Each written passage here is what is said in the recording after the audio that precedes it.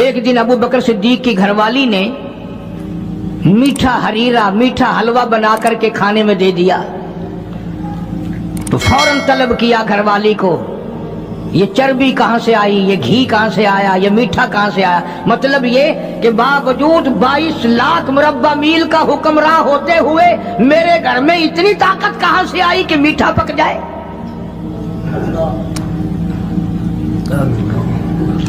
میرے گھر میں اتنا پیسہ کہاں ہے کہ میٹھا پکے؟ یہ تم نے کیسے بنایا، کہاں سے لائی ہو؟ آج کون پوچھے؟ بازاروں میں دکانوں پہ بیٹھتے ہیں، کارخانوں میں رہتے ہیں، گھر جا کے کبھی پوچھا؟ گھر والی جب مسکرا کر کے رسگلے سامنے رکھتی ہے کبھی پوچھا کہ یہ کہاں سے آئے؟ میں نے تو خرید کے نہیں بھیجے، یہ آئے کہاں سے ہیں؟ کبھی میرے جیسے کسی ملا نے پوچھا کہ یہ تو جو تم نے ختم شریف میں 50 کھانے رکھے ہیں، مرنے والا یتیم بچے چھوڑ گیا، یہ 50 کھانے آئے کہاں سے ہیں؟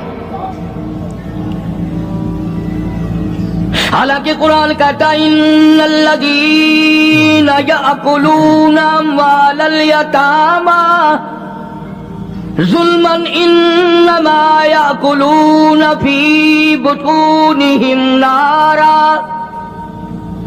یتیم کا مال کھانا ایسا ہے جیسا اپنے پیٹ میں انگارے بھر لینا۔ کون پوچھے؟ کیوں پوچھا جائے؟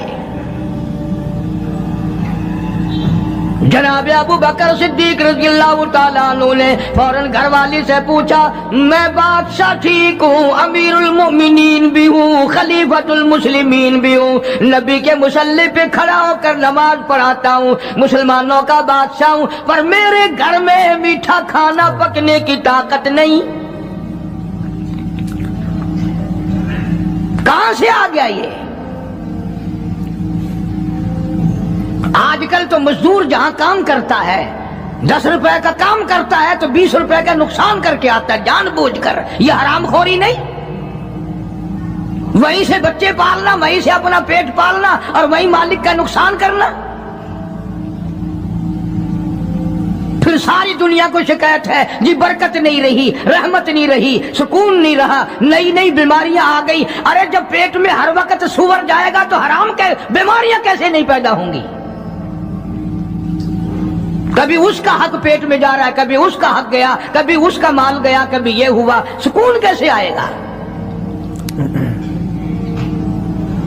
یہ نبی کا سسر صدیق اکبر، نبی کا پہلا خلیفہ، نبی کا جانشین، مسجد نبوی کا امام، گھر والی سے بادشاہ ہوتے ہوئے پوچھتا ہے میرے گھر میں میٹھا کھانا پکنے کے پیسے نہیں، طاقت نہیں، تو کہاں سے لائی؟ نے کہا حضرت بچے کئی دن سے کہتے تھے امی میٹھا تو کھانا پکا دے ایک دن، امی میں نے تھوڑا تھوڑی آٹے کی چٹکی روز بچائی، کئی دن میں نے آٹا بچایا، گزارا کیا، وہ آٹا بیچ کر تھوڑی سی چربی منگائی، تھوڑا سا میٹھا منگایا، بچوں کے لیے بنایا تھا، آپ کو بھی دے دیا۔ فرمایا کاغذ لاؤ، اسی وقت بیت المال کو لکھ بھیجا ابو بکر کے یہاں اس سے کم آٹے میں گزارا ہو سکتا ہے، اتنا آٹا کم کر دیا جائے۔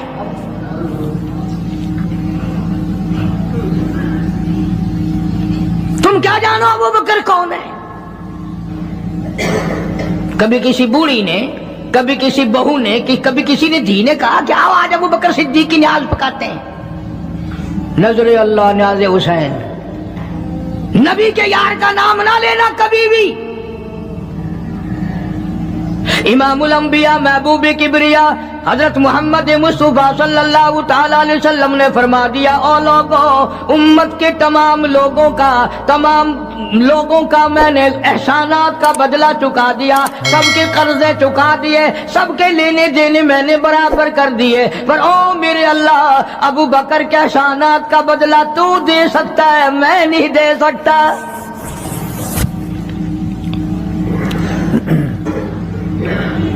سارا گھرانہ بڑا عجیب ہے، گھر کا گھر بڑا عجیب ہے۔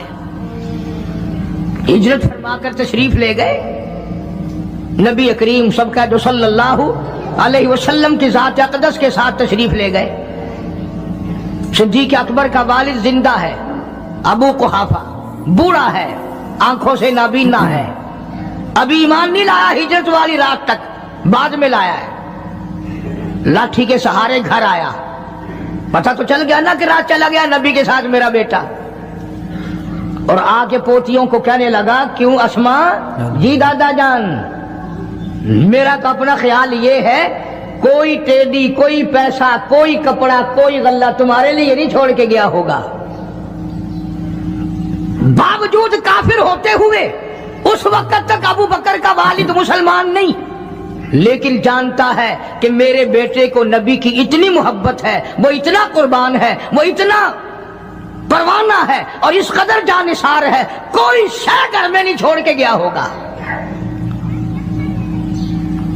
सैयदा अस्मा रज़ी अल्लाह ताला अन्हा, छोटी सी बच्ची है सिद्दीक़ अकबर की, कहती है कि मैंने एक हीला बनाया, हमारे यहाँ दीवार में एक आला सा मेरे वालिद ने बना रखा था, उसमें पैसे रखते थे, तो मैंने वहां ये मिट्टी के टूटे हुए बर्तनों के ठिप्पर डाल दिए और ऊपर कपड़ा डाल दिया, और मैंने अपने दादा से कहा, नहीं दादा जान, अब के तो अब्बा जी ने हद कर दी, बहुत सारा माल हमारे लिए छोड़ के गए हैं।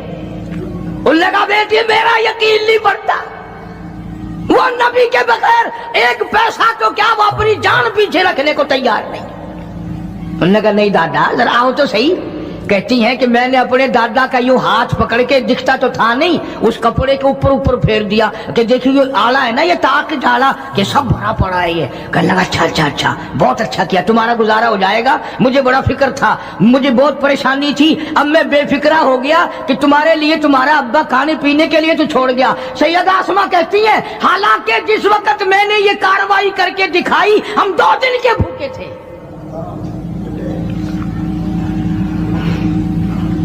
हजारों रुपया जितना भी माल था घर में, जब नबी के साथ गए सारा पल्ले बांध के ले गए, न जाने कहां काम आएगा। ये वो सैयदा अस्मा रज़ियल्लाहु ताला अन्हा जिसका हाल ये है, सारा दिन खजूरों की गुठलियां इकट्ठी करती है, शामन को हामन दस्ते में कूट कर शाम को पानी में घोल कर पी जाती है, सारी रात मुसल्ले पे खड़ी होके कुरान पढ़ती है।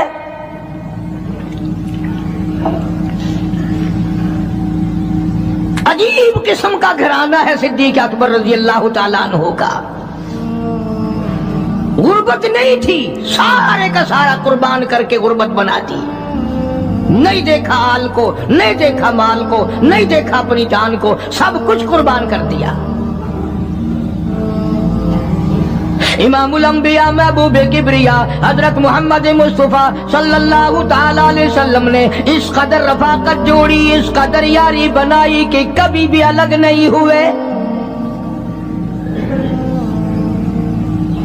आज तुम कुरान पढ़ते हो, कारी हनीफ कुरान पढ़ता है, क्या असर होगा किसी पे? जनाब अबू बकर सिद्दीक रज़ियल्लाहु ताला अन्हु मक्के मुकर्रमा में नमाज की नियत बांध कर कुरान करीम की तिलावत करते हैं। उलमा ने लिखा है कि पहाड़ भी हिलने लग जाते थे।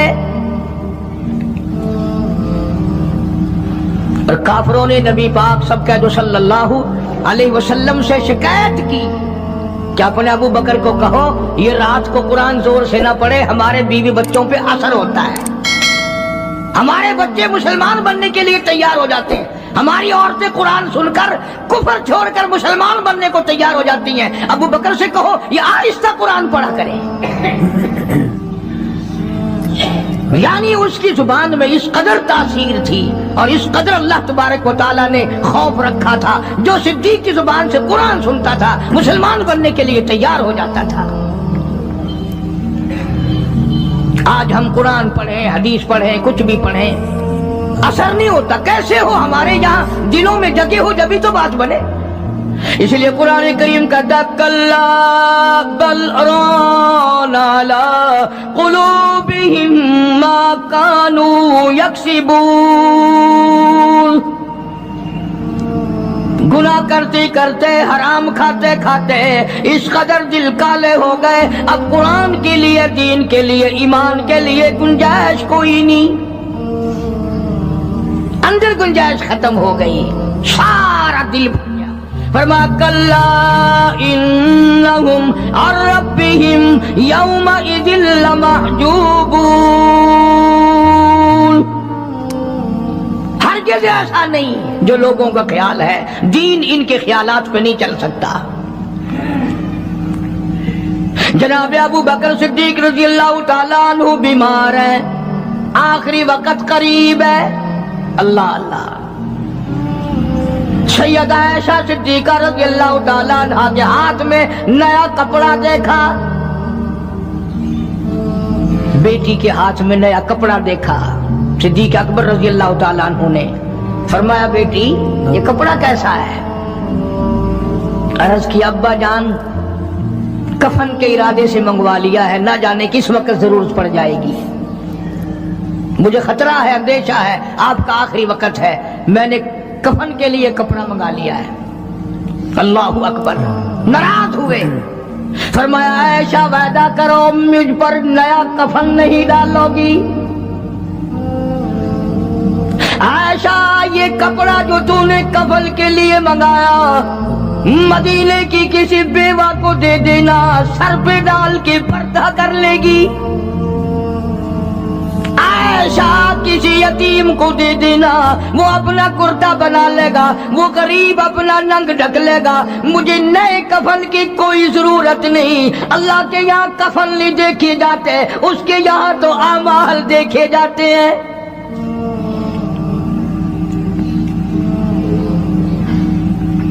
حضرت عائشہ رضی اللہ تعالیٰ عنہ نے اصرار کر دیا، ابا اجازت دے دو، اب تو میں نے منگا لیا ہے، اب تو میں نے منگا لیا ہے، دنیا کیا کہے گی؟ وقت کا حکمراں، وقت کا بادشاہ، نبی کا جانشین کو کفن بھی نہیں ملا۔ پھر دوسرا رخ اختیار کیا ہے صدیق اکبر سب کے رضی اللہ تعالیٰ عنہ۔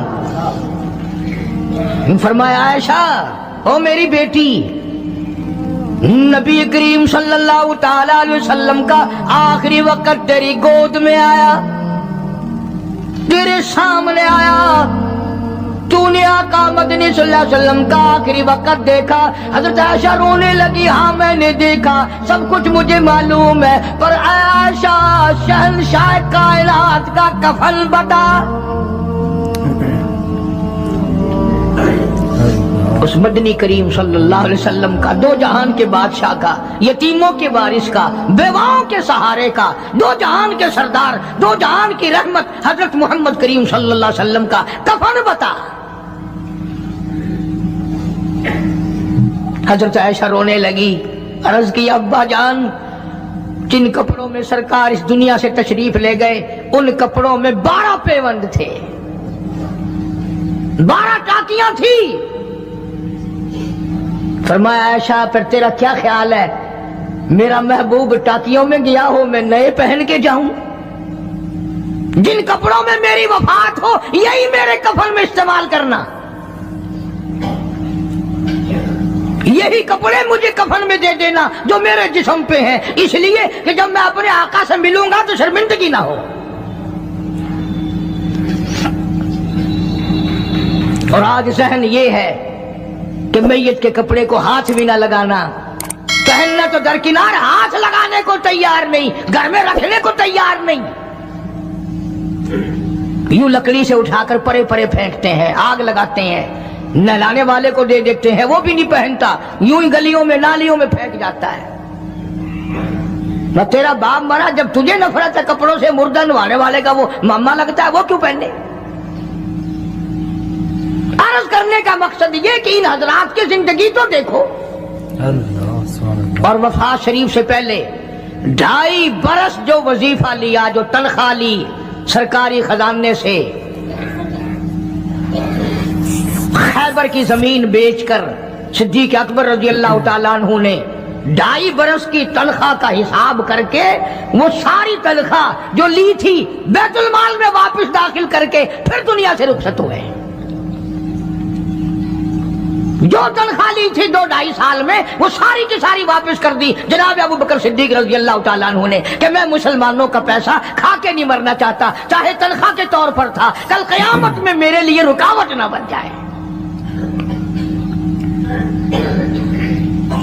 آج مجھے اور آپ کو تو یہ تلاش بھی نہیں کہ اپنا حلال کے پیسوں سے کفن تو بنا کے رکھ لیں۔ ایئر کنڈیشن کا ہر وقت ذکر ہے، گھر میں ہونا چاہیے، فریج ہونا چاہیے، پنکھے ہونے چاہیے، یہ ہونا چاہیے، کار ہونی چاہیے، موٹر ہونی چاہیے، یہ ہونا چاہیے، اور کبھی گھر میں یہ ذکر بھی ہوا کہ حلال کا کفن بھی ہونا چاہیے۔ وہ کدھر سے آئے گا؟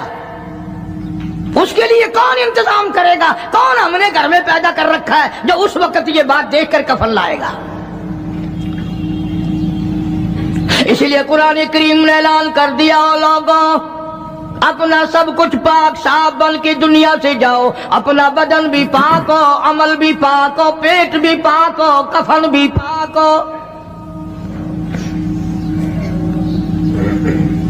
ان ساری میں وہ بات کرتا ہوں جس سے نہ دیوبندی بچے، نہ بریلوی بچے، نہ شیعہ بچے، نہ سنی بچے۔ موت کا جھٹکا تو سب کو لگنا ہے نا، اور ایسا لگتا ہے لاکھوں برس تک منہ کڑوا رہتا ہے۔ جناب صدیق اکبر رضی اللہ تعالیٰ عنہ نے وہ تنخواہ جو لی تھی ساری زندگی میں وہ بھی بیت المال میں واپس کر دی، اور تمام کے تمام لوگوں کے حقوق چکا دیے۔ باقی جو بات رہی وہ سیدھی اکمتر مرحوم کہتا ہے، ادا صدیق دا اسلام تے قرضہ بقایا ہے، اجا صدیق دا اسلام تے قرضہ بقایا ہے، جتا جس دے ہاتھوں اس آخری زمین رسایا ہے، وصولی دا نہ چنتا نہ لکھوایا صحابہ نے، مدنی کریم صلی اللہ تعالیٰ علیہ وسلم کی جانثار، نبی کا یار، نبی کا وفادار، ہر وقت کا ساتھی، اسی غم میں رہتا ہے۔ اور وصیت کی کہ مجھے غسل دینا، میرے انہی کپڑوں میں دفن کرنا، اور فرمایا میرا جنازہ اٹھا کر حجرے مبارک کے سامنے لے جانا،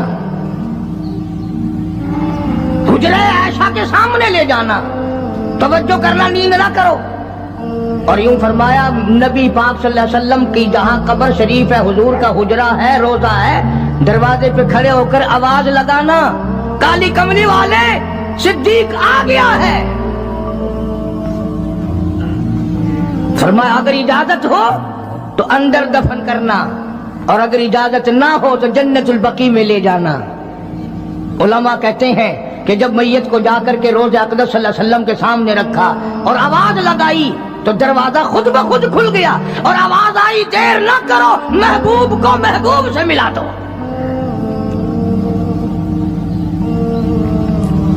کیا شان ہے ان لوگوں کی، کیا عظمت ہے ان لوگوں کی، ساری زندگی اس محبت میں، عظمت میں، اکرام میں گزاری جو اس کائنات میں کوئی اس قدر اکرام کر نہیں سکتا۔ مدینہ پاک میں ایک وقت ایسا بھی آیا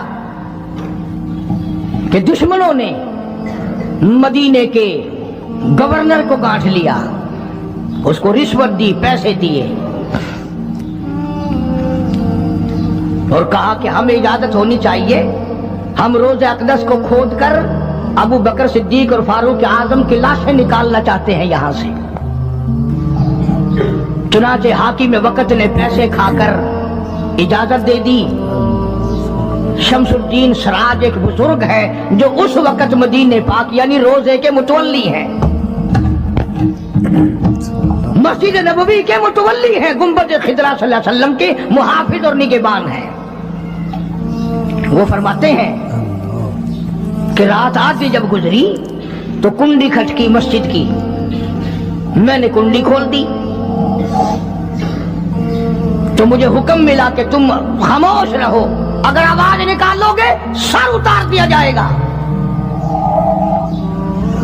ایک آدمی اندر داخل ہوا، دوسرا داخل ہوا، تیسرا آیا، کسی کے ہاتھ میں کسی، کسی کے ہاتھ میں गंती, किसी के हाथ में टोकरी, किसी के हाथ में तसला मिट्टी उठाने वाला, सब के सब यूं लेकर दाखिल हो रहे हैं। और मुझे ये कहा गया कि ये जो कुछ करते हैं रोकना नहीं, किसी को बताना नहीं। शमसुद्दीन सराज बुजुर्ग रहमतुल्लाह अलैह कहते हैं, वो जब 40 के 40 अंदर दाखिल हो गए, पिछले ने मुझे इशारा किया दरवाजा बंद कर दे, अब किसी और को अंदर न आने देना। वो अल्लाह वाला कहता है, मुझे बता तो दिया गया था दोनों जलीलुल कदर साहबा हजरत शेखैन की बेअदबी करेंगे, कब्र खोदेंगे, उनकी मैयत निकालेंगे। फरमाते मैंने दरवाजा बंद कर दिया, मैं सजदे में गिर गया, मौला और मेरा बस नहीं, मेरा कोई चारा नहीं, मेरी हुकूमत नहीं, मेरी फौज नहीं, मेरा लश्कर नहीं, मेरे पास तोप नहीं, मेरे पास लश्कर नहीं। ओ मेरे मौला, मैंने सुना है जैसे नबूवत का मुहाफिज तू है, इसी तरह सिद्दीक की सदाकत का, फारूक की अदालत का भी तू ही निगहबान है। मौला मेरी मौत भेज दे, मैं ना देखूं। शमसुद्दीन सराज बुजुर्ग कहता है कि अल्लाह का हुक्म हुआ, मैंने भी दुआ तो की थी रो रो के, मेरे देखते देखते, तवज्जो करना लफ्ज़ समझो, मेरे देखते देखते मस्जिद नबवी में जमीन फटी और बगैर टोकरियों के, बगैर सामान के 40 के 40 को जमीन निगल गई। अल्लाह तुम सबको मदीने पाक जाना नसीब फरमाए। वो जो कालीन बिछे हुए हैं ना, किसी पुराने अरब से अब भी पूछ लेना, लंबा काला काला निशान लगा हुआ है, ये निशानी है कि वो काले जो थे ना अंदर के काले, वो सब यहाँ का रखे हुए हैं। यानी खुदा सिद्दीक अकबर का, फारूक आजम का, नबी के यारों का इतना बड़ा मुहाफिज है, जो बदनीयत से आए थे उन सबको जमीन निगल गई।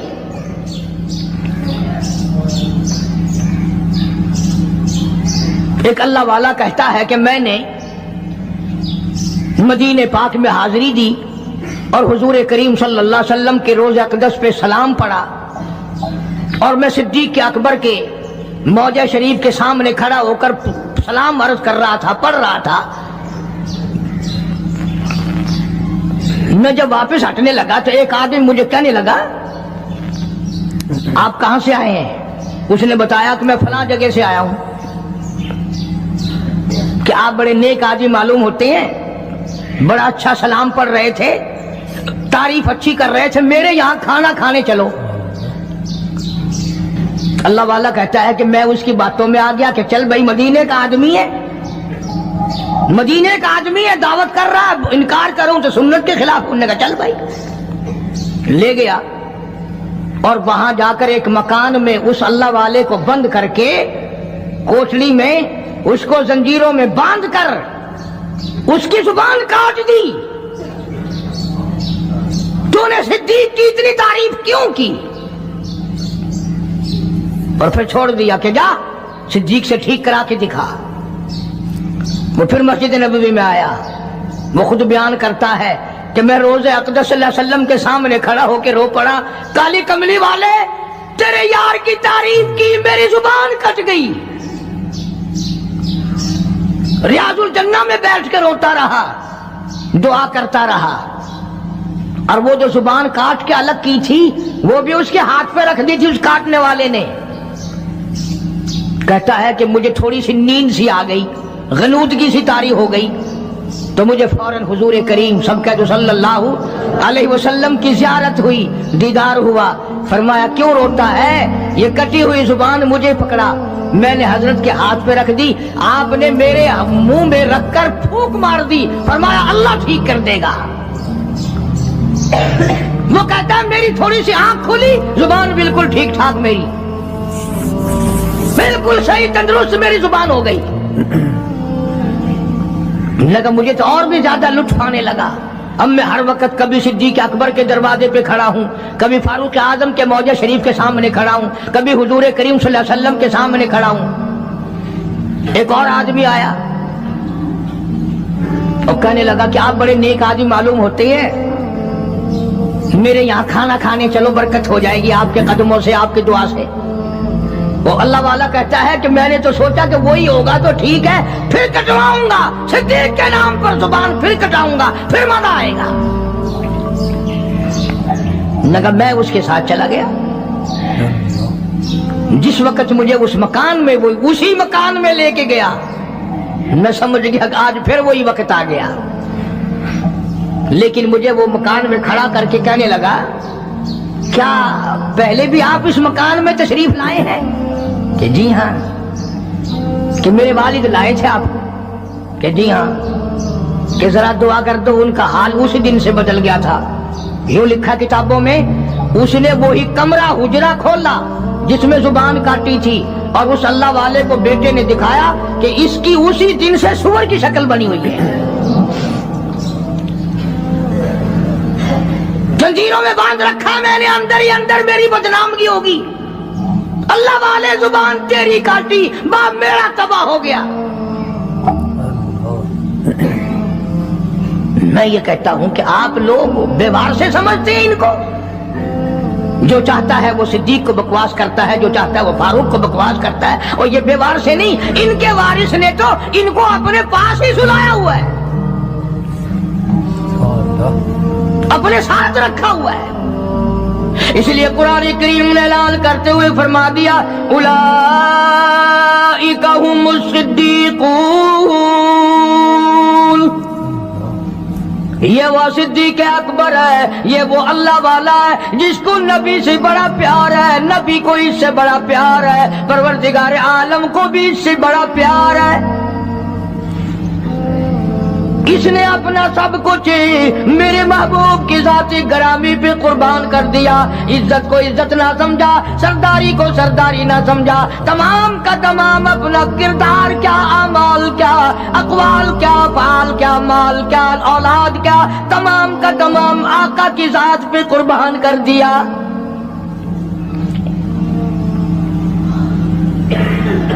یہ تو اتنا غیرت والا گھرانہ ہے, یہ تو اتنا شرم والا گھرانہ ہے. حضرت عائشہ صدیقہ سب رضی اللہ تعالی عنہا فرماتی ہے, میں نے خواب دیکھا, میں نے ایک خواب دیکھا حضور کریم صلی اللہ علیہ وسلم کی زندگی میں ہی. آسمان سے چاند اترا اور میرے حجرے میں آ گیا. پھر دوسری مرتبہ چاند آسمان سے اترا, پھر میرے حجرے میں آ کے چھپ گیا. پھر تیسری مرتبہ چاند اترا, میرے حجرے میں آ کے چھپ گیا. حضرت عائشہ فرماتی ہیں رضی اللہ تعالی عنہا, میں نے حضور کریم صلی اللہ علیہ وسلم سے عرض کیا, آقا میں نے یہ خواب دیکھا ہے. فرمایا, تعبیر اس شرط پہ بتاؤں گا کہ میرے ہوتے ہوئے میری حیات میں کسی کو نہیں بتاؤں گی. فرمایا میں نہیں بتاؤں گی. حضور نے فرمایا, عائشہ یہ تیرا حجرہ ہے, پہلا چاند اس میں میں آؤں گا, دوسرا چاند ابو بکر آئے گا, تیسرا چاند فاروق اعظم یہیں آئے گا. حدیث کی ساری کتابوں میں موجود ہے. حضور کریم صلی اللہ علیہ وسلم کا ارشاد ہے, اگر عائشہ صدیقہ نہ ہوتی دین ناقص رہ جاتا, ادھورا رہ جاتا. یہ تو دین کو کامل کرنے والا گھرانہ ہے. عبداللہ ابن مسعود رضی اللہ تعالیٰ عنہ اور عبداللہ ابن عباس رضی اللہ تعالیٰ عنہما یہ جلیل القدر محدث ہیں, مفسر ہیں, دونوں کہتے ہیں جتنا علم ساری امت کو ملا اتنا علم اکیلا ہماری اماں عائشہ صدیقہ کو ملا. سارے صحابہ مسائل پوچھنے کے لیے عائشہ صدیقہ کے دروازے پہ آیا کرتے تھے. خود حضور نے جو فرما دیا, عائشہ کے بغیر دین کامل نہیں, عائشہ نہ ہوتی دین ناقص رہ جاتا, آدھا دین عائشہ سے پورا ہوا. تم تو اتنا بھی پیار نہیں کرتے کہ اپنی بیٹیوں کے نام ہی نبی کی گھر والیوں کے ناموں پہ رکھو, نبی کی بیٹیوں کے ناموں پہ رکھو. فلمی کنجریوں کے نام تمہیں بڑے پیارے لگتے ہیں. ہاں, اللہ نیتوں کو دیکھ نہیں رہا. خانم, فلانی خانم, اور پھر تھوڑے دنوں کے بعد جب وہ دم خم ہوتی ہے پھر روتے پھرتے ہیں, پتہ نہیں یار کہاں چلی گئی, کالج گئی تھی مڑ کے آئی نہیں. कैसे आए?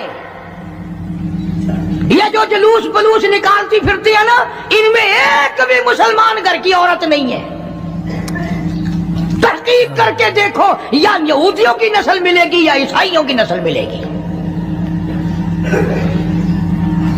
मुसलमान औरत हो या मर्द हो, वो ये थोड़ी कह सकते कि हम नहीं इस्लाम को मानते, हम नहीं ईमान को मानते, हम नहीं कुरान को मानते। और तुमने माना कब था? तुम तो वो बेईमान हो जिन्होंने अंग्रेज के घोड़ों की लीज चाट चाट कर मुसलमानों से गद्दारी की और अंग्रेजों के साथ वफादारी की।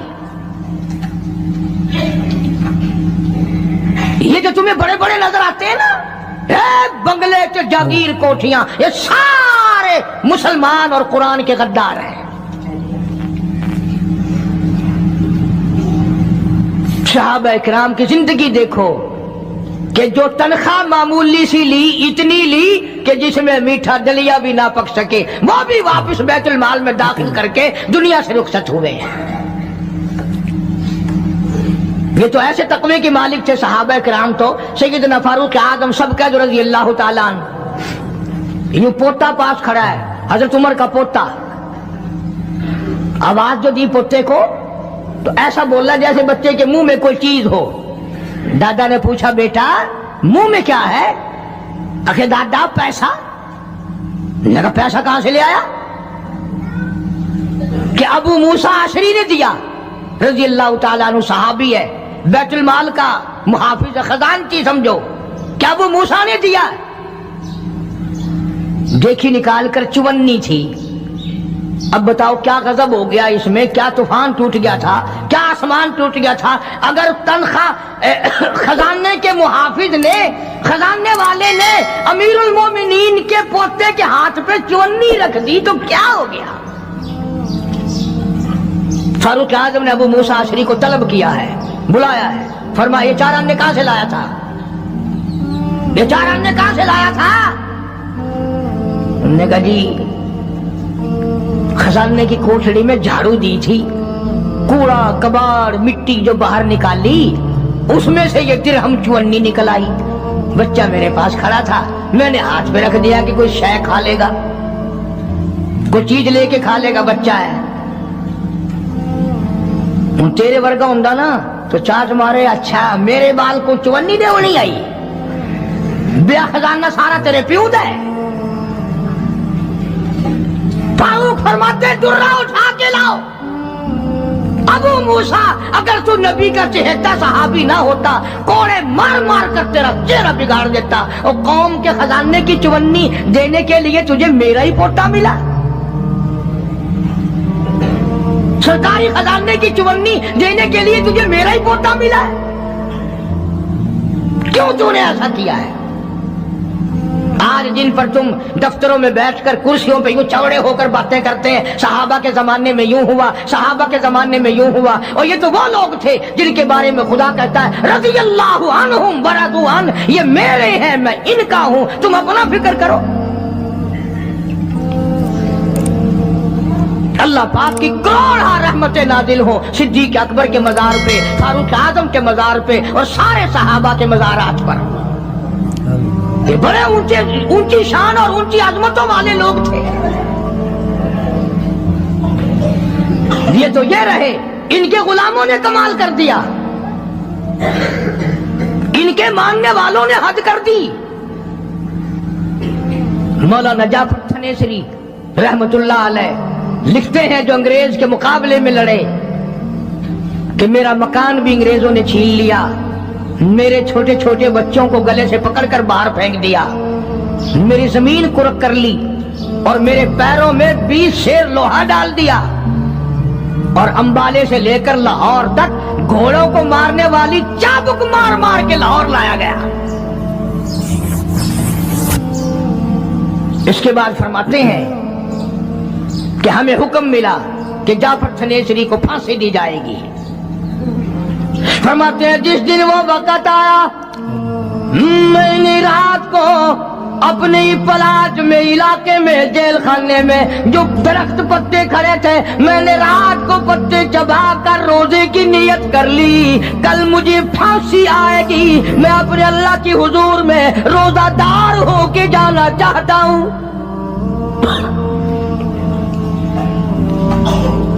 फरमाते हैं बजाय फांसी के पकड़ के बाहर ले गए, इतना मारा सारा दिन होश न आया। अगली रात हो चुकी थी, जब मुझे होश आया मैंने पलाट में से 2 के तोड़कर सारा दिन की पिटाई वाला रोजा इफ्तार कर लिया। यूं ही नहीं, और फिर फरमाते हैं मुझे एक पिंजरे में बंद किया गया जिसमें नोकदार तार लगाए गए। ना मैं खड़ा हो सकता था, ना मैं बैठ सकता था, ना मैं सीधा हो सकता था। चारों तरफ खार नाक कांटों वाले नोकदार पिंजरे के अंदर तार लगाए। मुझे यकीन हो गया कि मेरा आखिरी वक्त है। फरमाते हैं मैं हर सांस में दरूद पाक पढ़ने लगा। तमन्ना थी, आका तेरी जात पे दरूद पढ़ते पढ़ते मैं दुनिया से चला जाऊं। फरमाया मैं पढ़ता रहा, मुझे खश आया, चक्कर आया, बेहोशी आई, मैं नोकदार तारों पे गिरा। उधर मुझे इमामुल अंबिया का दीदार मिल गया, उधर हुजूर करीम सल्लल्लाहु अलैहि वसल्लम की मुझे ज़ियारत मिल गई, दीदार मिल गया आका का। किसी ने पूछा मौलाना जाफर थनेसरी से फिर दिल में क्या बात आई? फरमाते हैं मेरे दिल में हर वक्त ये बात रहने लगी, लिए फिरती है बुलबुल, लिए फिरती है बुलबुल, चोंच में गुल, और ढूंढती है शहीद नाज की तुरबत कहाँ है। मैं हर वक्त इस तलाश में था, कब वो वक्त आए, कब अपने दीन इस्लाम ईमान की वजह से मैं दुनिया से शहीद होके जाऊं। ये गुलामों का हाल है, सिद्दीक के मानने वालों का हाल है, फारूक के मानने वालों का हाल है, रज़ी अल्लाह ताला अन्हुम अजमाइन, उस्मान के मानने वालों का हाल है, अली मुर्तजा के मानने वालों का हाल है। अरे हम तो सारे सहाबा की अजमत करेंगे, अहले बैत का भी इकराम करेंगे, हमें कौन रोक टोक सकता है? सहाबा इकराम के मामलात में दखल अंदाजी ना करो। बड़ा अफसोस लगता है, जमीनों के वारिस मौजूद हैं, मकानों के वारिस मौजूद हैं, दुकानों के वारिस मौजूद हैं, कोठियों बंगलों के वारिस मौजूद हैं, बागों और बहारों और ट्यूबवेलों और मोटर गाड़ियों और तमाम चीजों के वारिस मौजूद हैं। ऐ काश आज अबू बकर के सिद्दीक के वारिस भी जिंदा होते, आज फारूक आजम के वारिस दुनिया में होते। किस शान से जिंदगी बसर की। आखिरी बात अर्ज कर दूं, मैंने एक बात जुमला कहा था कि ये घराना बड़ा गैरत वाला है। हज़रत आयशा रज़ी अल्लाह ताला अन्हा फरमाती हैं कि पहले तो मेरे हुजरे में जनाब रसूल करीम सल्लल्लाहु अलैहि वसल्लम दफन हुए, फिर सिद्दीक अकबर रज़ी अल्लाह ताला अन्हु दफन हुए, तो मैं जाया करती थी। फरमाती हैं जो फारूक आजम दफन हुए उसके बाद मैं हुजरे में बगैर पर्दे के ना गई, मैं बगैर पर्दे के ना गई, इसलिए कि आका मेरे खामिन थे, सिद्दीक मेरा बाप था, फारूक आजम गैर थे और गैरत वाला जवान था, इसलिए मैं अपने हुजरे में बगैर पर्दे के इसलिए कभी ना गई कि मुझे फारूक आजम से शर्म आती थी। आयशा सिद्दीका कब्र वालों से हया करती थी। और आजकल ये टेलीविजन पे नाचने वाली वीसीआर की लानत ने मुसलमानों का बेड़ा गर्क कर दिया है। याद रखो ये बात, चलाओ घर घर में वीसीआर, अगर मरते वक्त तुम्हें कलमा मिल जाए तो हमें कहना।